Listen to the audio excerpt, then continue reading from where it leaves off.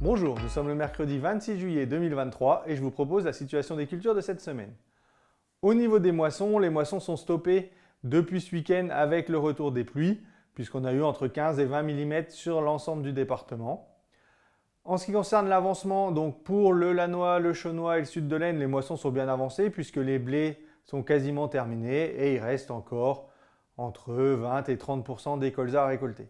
Pour le nord du département, le Saint-Quentinois et la Thiérache, on est entre 50 et 70% des blés récoltés et il y a encore pas mal de colzas à récolter.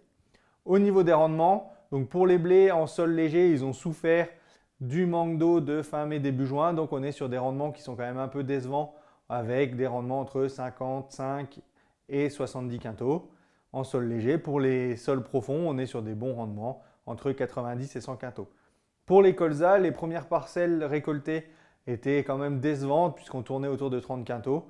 Là, les récoltes qui ont lieu en ce moment, on a quand même augmenté les rendements et on est souvent entre 35 et 40 quintaux, ce qui est quand même décevant au vu des biomasses et des potentiels des colzas. Mais les colzas ont été pénalisés notamment par une floraison plutôt courte cette année.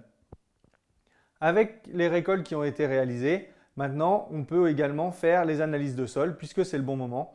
Une analyse de sol pour un suivi régulier de sa parcelle au niveau des teneurs physico-chimiques est quelque chose d'important puisqu'une carence peut coûter cher, notamment sur les cultures exigeantes en phosphore et potasse comme les betteraves, les pommes de terre, voire même les colzas.